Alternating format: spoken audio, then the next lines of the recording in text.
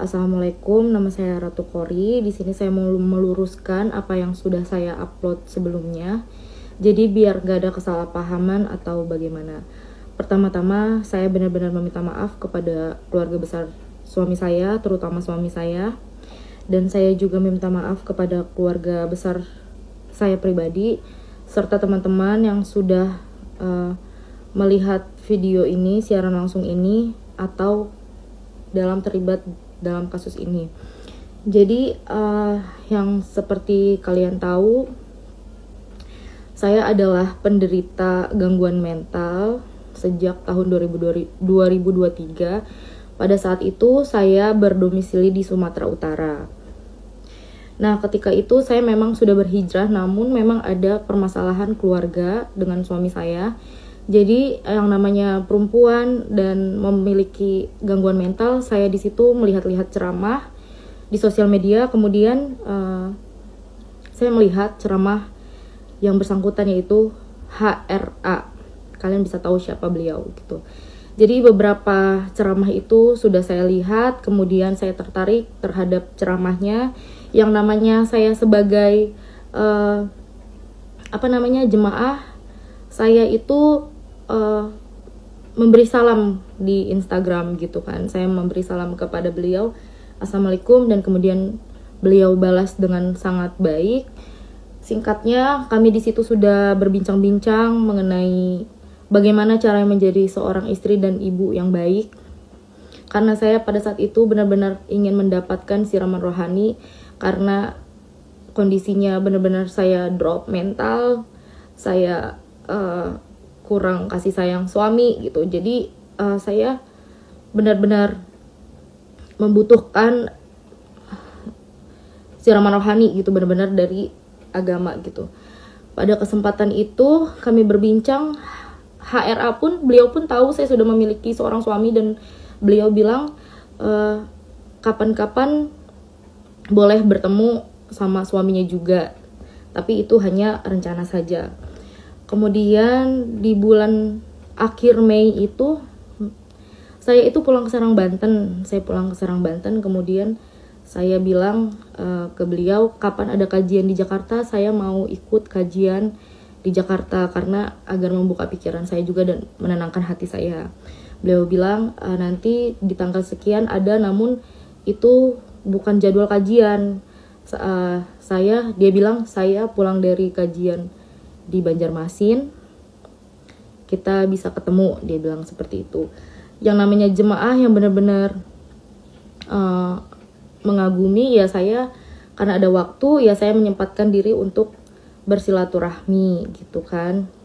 Nah, sebelumnya saya juga memberitahu kepada teman-teman bahwasannya Habib itu tidak memfollow saya, tapi selalu men-stalk Instagram saya gitu. Jadi saya bikin story, beliau selalu melihat gitu. Saya bikin story selalu melihat gitu kan. Jadi memang beliau juga mungkin maksudnya menganggap saya gitu, memang menghargai saya gitu kan.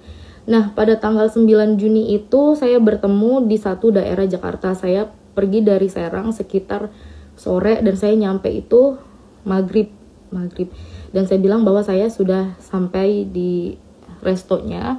Beliau bilang, ini saya tegaskan, saya luruskan bahwa saya itu pertama kali ketemu beliau itu bukan di kamar hotel. Jadi saya itu ketemunya di restoran. Jadi restorannya itu berada di satu hotel gitu loh. Terus saya berbincang-bincang, saya pikir itu saya bertemunya itu dengan banyak kawan-kawan beliau gitu. Ternyata beliau sendiri, saya pun sendiri gitu kan.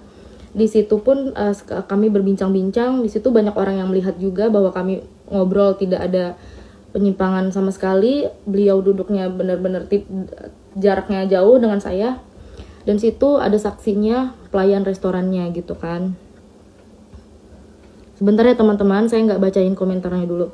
Nah, kemudian kami berbincang-bincang selama 2 jam. Beliau itu lebih menceritakan tentang dirinya gitu kan, dari nol dia sebelum berkarir sampai di detik saat itu gitu kan. Jadi saya juga banyak mendengarkan kisah-kisah beliau. Saya merasa tertarik juga, saya juga merasa bangga gitu terhadap cerita beliau sampai akhirnya menjadi di titik seperti itu. Kemudian setelah berbincang selama 2 jam itu, Habib menanya kepada saya mau pulang kemana. Kebetulan kan saya dari Serang, Banten, dan saya bilang saya rencana mau tidur di Keramat Jati tempat kawan saya namanya Milea. Saya bilang seperti itu. Terus beliau bilang nggak usah pulang, nggak usah ke tempat teman kamu atau pulang ke Serang, kasihan jauh, istirahat aja biar saya bukakan kamar di sini. Saya namanya baru baru kenal juga, terus dia adalah seorang Habib. Saya demi Allah saya nggak mau merepotkan beliau. Saya di situ ada sempat penolakan, tidak usah, terima kasih Bib, saya bilang kayak gitu kan. Saya tidur di tempat teman aja, saya juga nggak bawa pakaian ganti, paling nanti minjem baju ke teman saya bilang gitu. Terus beliau bilang nggak apa-apa, nanti saya bukakan kamar barunya. Ya beliau ngomong gitu, saya juga nggak menolak gitu kan, karena memang perjalanan apa sih ini Kak, bukan apa-apa, keluar aja. Abis itu saya ya yang namanya ditawarin kamar, terus ya udah saya gitu kan. Nah akhirnya beliau kasih akses kamarnya itu kepada saya. Saya pikir saya terima, saya pikir kamar itu adalah hak untuk saya pribadi karena beliau sudah ngasih ke saya. Kemudian beliau masuk ke kamarnya, saya juga masuk ke kamar saya. Beberapa menit kemudian itu saya sedang berbincang-bincang di handphone sama keluarga saya, tiba-tiba saya nyeletuk gini, kok bisa masuk? Saya bilang kayak gitu. Ternyata kalian mau tahu, nah Habib itu masuk tanpa ketok terlebih dahulu. Saya di situ shock. Berarti dia memegang satu aksesnya. Berarti ada kan di hotel itu ada yang dapat 2 akses, ada yang cuma 1 akses. Nah di situ ternyata dapat 2. Saya nggak tahu bahwa beliau memegang 1 aksesnya. Saya juga berpikir seperti ini, walaupun saya shock gitu kan. Saya nih nggak tahu nih maksud beliau tanpa ngetok itu apa gitu. Kalau saya di situ posisinya saya lagi ganti baju, tiba-tiba beliau masuk, gimana perasaan kalian? Pasti shock juga dong. Jadi di situ, tapi di situ untungnya saya nggak lagi ganti baju atau bagaimana ya. Dan saya juga tahu diri itu kamarnya beliau gitu kan, beliau yang bayar gitu. Ketika itu pas beliau masuk ya saya persilahkan bahwa ini bukan sepenuhnya kamar saya. Saya persilahkan beliau untuk duduk di kursi yang berbentuk sofa gitu. Nanti ada fotonya kursi gitu. Beliau duduk di situ, saya duduk di kasur. Saya juga benar-benar menjaga jarak. Saya itu gini ya, walaupun saya senang gitu, walaupun saya sadar diri, saya juga tahu bahwa beliau ini seorang Habib gitu kan. Saya ini benar-benar berkata-kata aja tuh benar-benar di sharing, benar-benar takut gitu, nggak mau yang salah-salah ngomong atau bagaimana. Walaupun beliau bilang santai aja gitu kan, santai aja. Beliau pun ngajak saya ngerokok bareng gitu, santai aja, dia bilang kayak gitu. Ya Bib, saya bilang kayak gitu kan. Nah setelah itu dia bilang lanjutkan obrolannya. Nah waktu di bawah itu kan obrolannya itu lebih ke tentang beliau dari masa zaman dahulunya gitu kan. Nah di sini itu dia bertanya kepada saya, kenapa Kori bisa depresi? Akhirnya saya jelaskan depresi seperti ini. Dan tiba-tiba beliau ngajak saya untuk usaha bareng karena beliau tahu saya sebelumnya memiliki usaha dan itu jalan cukup mulus. Nah jadi saya itu ngasih tahu kan bahwa modalnya sekian Bib gitu kan, penghasilannya sekian. Nah beliau itu benar-benar yang antusias, benar-benar antusias. Saya sebagai orang wanita ya, ini kita jangan membicarakan Habib dulu. Seorang wanita, ada orang baru kenal, tapi orang itunya yang antusias kan, kita masih bingung ya, apa ini orang benar gitu kan, apa iya ini orang benar gitu loh. Tapi kan saya juga gak berpikiran, oh ini nih Habib pasti benar, gak mungkin terpeleset omongan dia itu, gak mungkin ada pembohongan, dusta keluar dari mulut itu, gak mungkin gitu. Jadi saya mendengarkan dia. Beberapa kali dia minjem handphone saya untuk mengkalkulasikan gimana itu nanti modalnya itu. Dan dia itu bener-bener, kalian tahu gak, yang antusias banget, Kori, kamu harus buktikan kalau kamu bisa. Dia bilang kayak gitu. Jangan stres lagi, kita usaha. Dia tuh tidak ngasih modal cuma-cuma, tapi dia bilang kita usaha bagi hasil begitu. Jadi kan saya juga ya sudah Bib, oke baik gitu kan. Saya juga nggak mungkin saya nggak ada berpikiran macam-macam gitu. Demi Allah nggak ada berpikiran macam-macam. Kalau saya mau berpikiran macam-macam, saya di situ udah foto-foto beliau gitu kan. Saya video-video yang saya story-storyin, saya nggak ada. Saya di situ bener-bener dari Serang Banten ke Jakarta itu pure mau sharing tentang agama, tentang apapun itu yang saya mau pertanyakan, karena saya itu bener-bener manusia yang depresinya parah, depresi akut. Saya sampai minum obat penenang yang dosisnya besar. Jadi sekali lagi saya tidak ada niat apapun kepada Habib. Saya juga berpikir bahwa dia adalah seseorang yang baik. Setelah beberapa menit ngobrol itu ya, Habib menawarkan untuk gini, apa kamu gak mau peluk saya? Saya bingung gini. Enggak Bib, makasih, saya risih, saya bilang kayak gitu. Enggak apa-apa, mumpung kita lagi ketemu, dia bilang kayak gitu kan. Akhirnya terjadi dipeluk, terus saya dicium keningnya, abis itu saya direbahkan. Sebenarnya gini ya, saya tuh nggak mau menceritakan detailnya, karena itu kalau misalkan dibutuhkan untuk suatu saat nanti dibutuhkan untuk di proses hukum atau bagaimana baru saya ceritakan. Jadi kalau untuk dikonsumsi publik ini saya nggak mau menceritakan detailnya. Yang pasti terjadilah gitu. Saya juga sudah 3 kali penolakan. Saya bilang penolakannya dalam bentuk seperti ini ya. Saya bilang kan saya risih, tidak mau, jangan sampai gitu. Saya bertanya seperti ini. Apakah Habib sering seperti ini kepada cewek-cewek yang lainnya? Saya bilang seperti itu. Itu dasar penolakan saya ya. Secara bukan saya bilang jangan Habib, jangan, nggak mau. Memang mungkin salah saya di situ, saya nggak langsung memberontak atau bagaimana, tapi saya ini masih menjaga dia tuh seorang Habib. Saya tuh pengen menolak juga secara halus gitu ya, gitu. Paham nggak? Saya menanya sampai 3 kali. Apa Habib sering melakukan seperti ini? Aku bilang seperti itu kan. Dia bilang sumpah demi Allah, lillahi ta'ala, saya tidak pernah melakukan ini. Akhirnya sudah terjadilah seperti itu. Tidak berlangsung lama, sudah ya. Kalau ditanya apakah saya menikmati atau enggak, tidak sama sekali, karena di situ benar-benar saya merinding, semerinding-merindingnya, dan ya sudahlah, saya tidak bisa berkata-kata. Setelah kejadian itu lanjut ngobrol lagi, tapi beliau itu merasa seakan-akan tidak terjadi apa-apa gitu. Saya kan bengong ya, astagfirullah gitu dalam hati saya ini pengen jadi orang bener loh gitu. Saya ini di sini niat datang nih nggak mau begini loh gitu loh, ngerti, paham nggak sih kalian? Tapi beliau meyakinkan saya lagi, udah Kori, mulai saat ini kita bangkit. Doakan Habib, minggu depan kita buka usahanya. Ajak suamimu, dia bilang kayak gitu. Padahal aku udah bilang, aku udah gak baik-baik lagi sama suamiku, aku bilang kan. Tapi Habib bilang, ajak suamimu. Setelah apa yang dia lakukan kepada saya, dia bilang, ajak suamimu. Saya sebagai orang yang sudah maaf-maafnya sudah dipakai, wajar dong saya bertanya, kenapa harus sama suami saya? Bukannya saya sudah seperti ini ya sama Habib gitu kan. Dia bilang, jangan Kori, lebih baik kamu membuka usaha ini bareng-bareng sama suami kamu. Saya mau kamu dengan suami baik-baik saja, saya juga mau baik-baik saja dengan istri saya. Saya mau di lain kesempatan, saya mau ngenalin kamu ke istri saya, bahwasannya kamu adalah seorang jemaah yang saya percayakan untuk berbisnis dengan saya. Beliau bilang seperti itu. Dan saya bingung, kok maksudnya gimana Bib? Kita selingkuh di belakang apa bagaimana? Ya kurang lebih seperti itulah, kalian paham. Dia pengennya saya baik-baik aja dengan suami, dia pun sama istri begitu, tapi di lain waktu kalau kita berjumpa ya seperti itu lagi gitu. Saya merasa astagfirullah dalam hatiku kan, tapi udahlah namanya. Di situ kita menyerap apa yang kita dapat, tapi kita diam aja dulu karena di situ kan Habib masih baik. Dan Habib bilang, saya mau ke kamar dulu, dia bilang kayak gitu kan. Nah aku pun izin, Bib, saya mau izin bahwa saya ingin ngajak teman saya untuk tidur di sini, namanya Milea. Habib mengizinkan, silahkan untuk menemani kamu tidur di sini.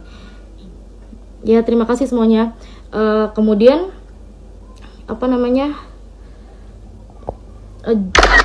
sekitar setengah jam kemudian datanglah Milea dan saya ajak ke kamarnya.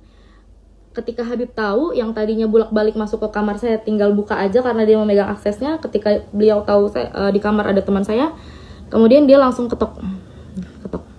Saya bukakan.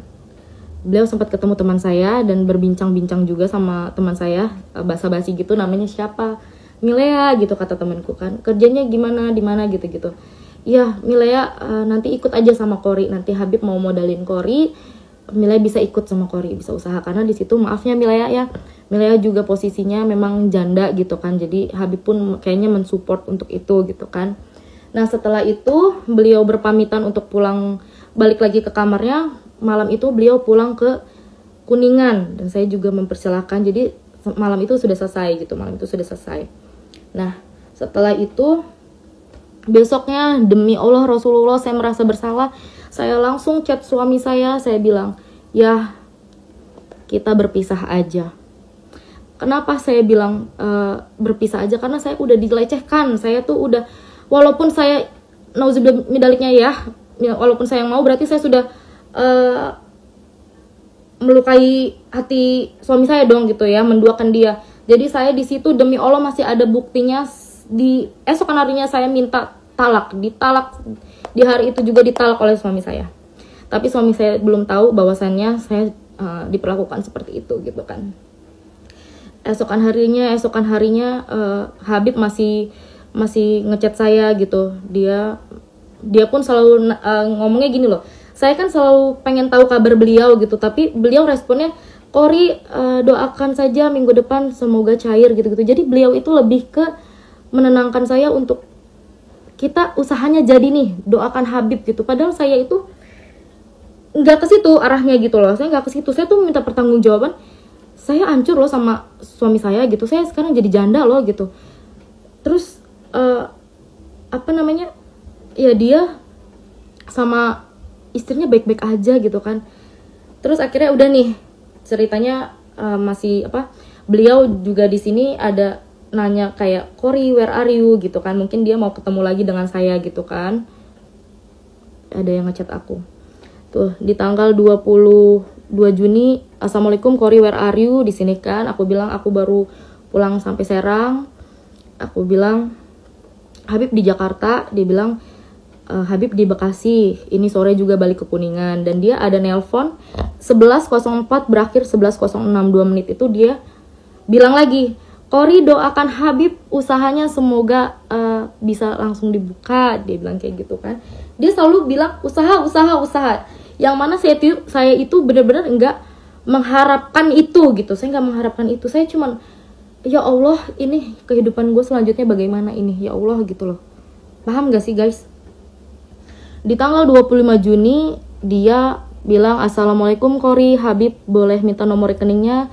Insya Allah pulang dari Banjarmasin udah boleh mulai, insya Allah doain aja ya. Tuh lagi-lagi untuk usaha, ya udah gitu kan. Kalau dia memang ada niat untuk bertanggung jawab, ibaratnya gini, saya sudah menjandakan seorang perempuan, saya akan bertanggung jawab untuk kasih modal. Mungkin itu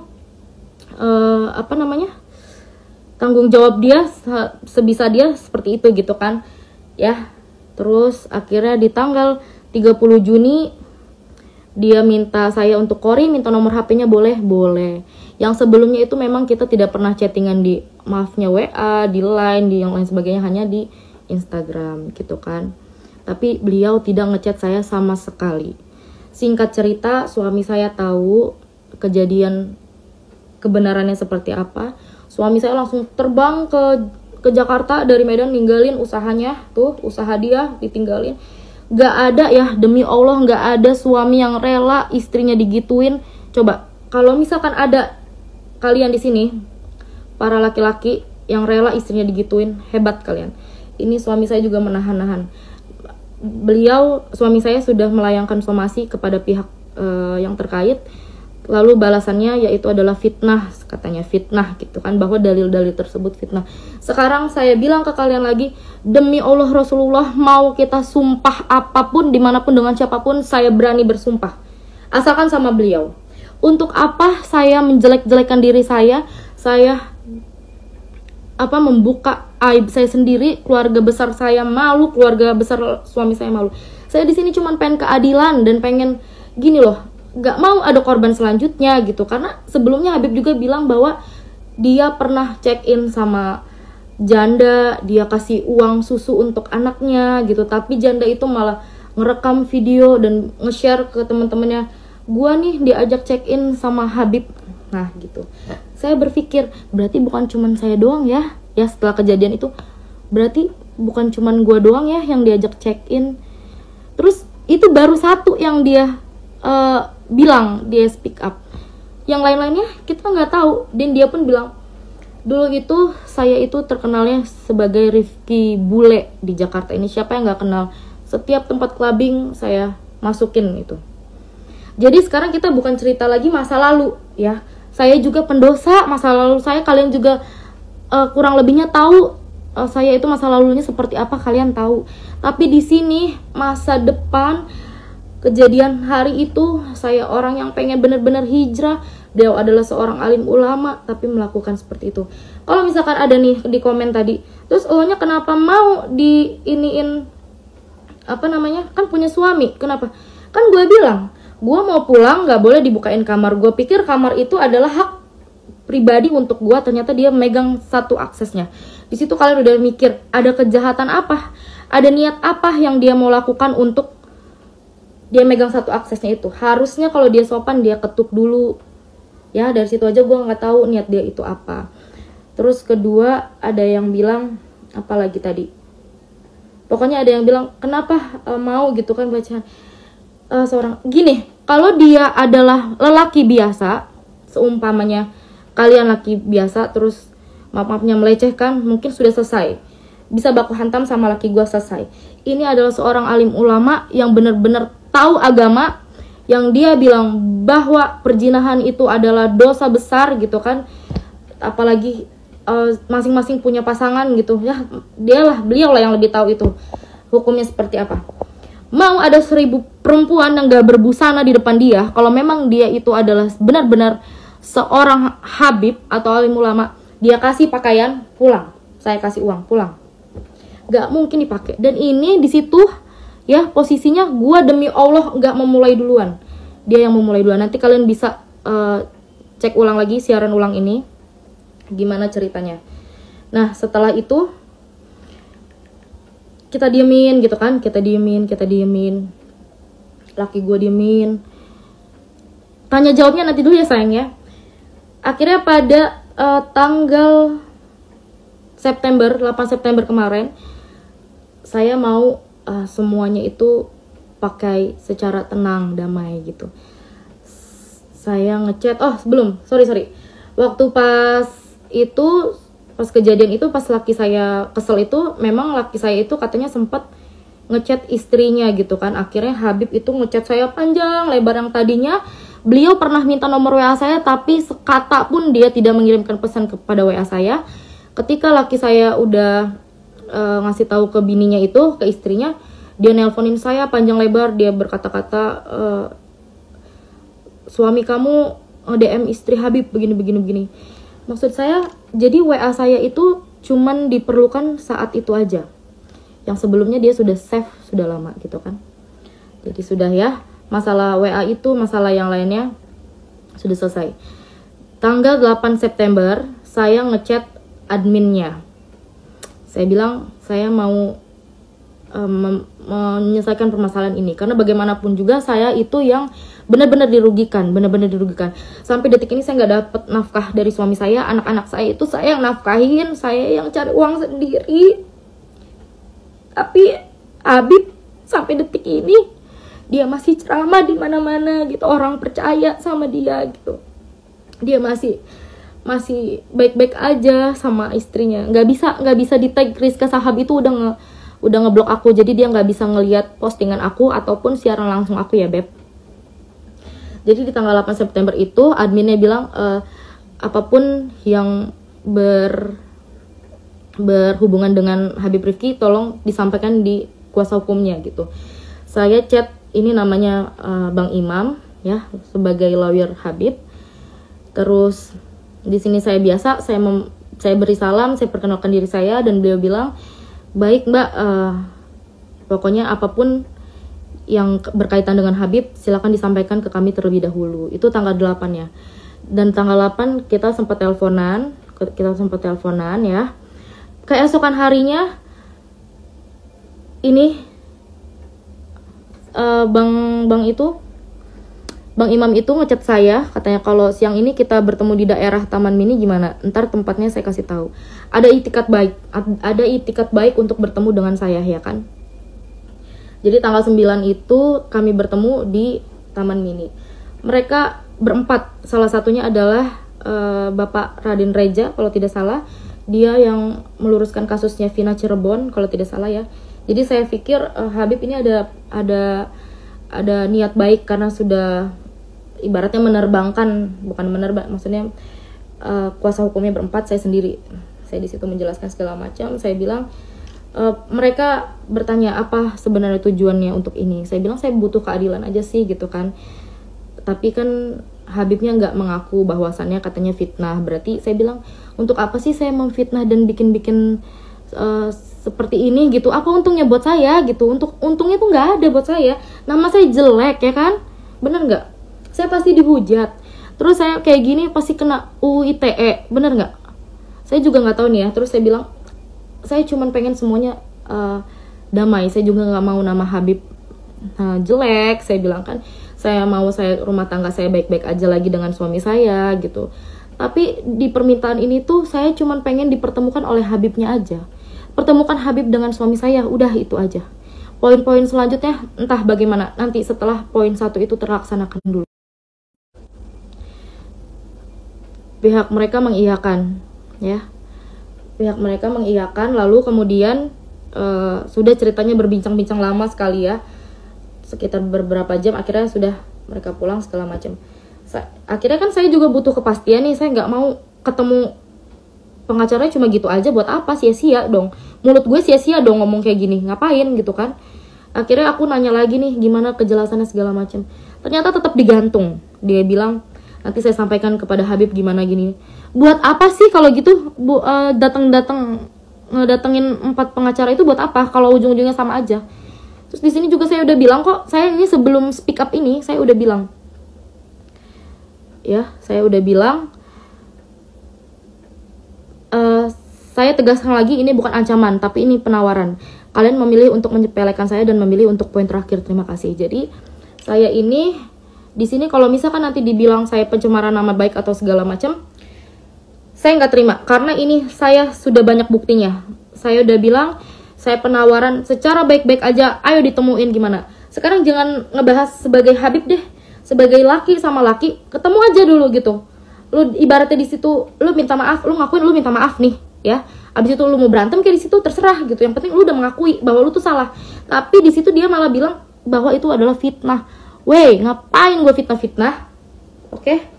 Jadi terakhir ini itu, makanya gue speak up itu karena dari pihak merekanya benar-benar udah nggak mau lagi gitu ya.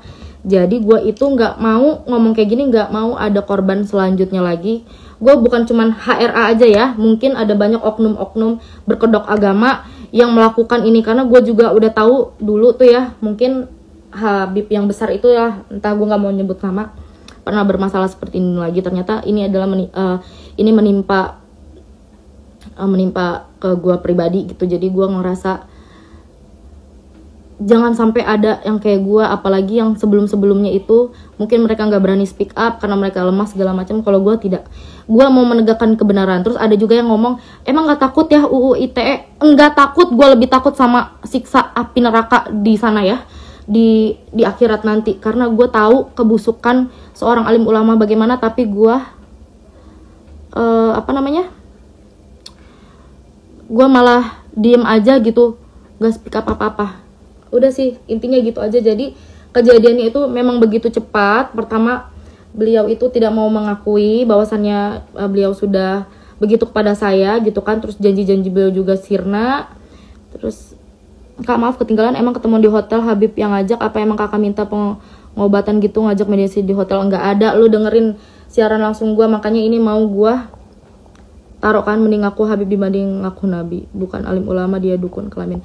Yang nggak tahu terserah kalian. Yang penting itu gue sudah menjelaskan sedetail-detailnya, sejujur-jujurnya. Tapi ada beberapa hal yang memang gue tidak sampaikan karena itu adalah privacy dalam arti ketika nanti akan dibutuhkan untuk di pengadilan atau di urusan hukum nanti baru gue jelaskan gitu kan, apa aja, bagaimana ciri-cirinya dia, bagaimana kejadiannya itu detailnya seperti apa, itu akan dijelaskan. Itu biarkan, itu adalah urusan saya dengan nanti selanjutnya ya. Lebih hebat Abah Otong daripada Habib itu. Guys, sorry, terima kasih, aku nggak baca semua, emang nggak aku baca ya, banyak banget, terima kasih. Tapi di sini kan banyak yang nge-tag Instagram istrinya, dia sudah ngeblok aku, jadi dia nggak bisa ngakses Instagram aku juga. Jadi yang mau share siaran langsung ini boleh, terima kasih banyak, turut bersimpati dalam masalah murid. Terima kasih banyak teman-teman yang udah support. Intinya aku minta keadilan dan jangan sampai ada korban selanjutnya, entah Habib yang lain atau memang Habib ya dia sendiri gitu. Saya tidak mau ada korban selanjutnya. Jadi terima kasih banyak teman-teman, mohon doanya dan bantu support sampai kita bisa membuktikan bahwa keadilan itu harus benar-benar ditegakkan. Kalau dia kasih pasal UU ITE, kamu kasih pasal juga pelecehan pembohongan. Siap. Terima kasih teman-teman. Intinya yang mau denger dari awal, Kori simpan di Instagram. Terima kasih. Assalamualaikum warahmatullahi wabarakatuh.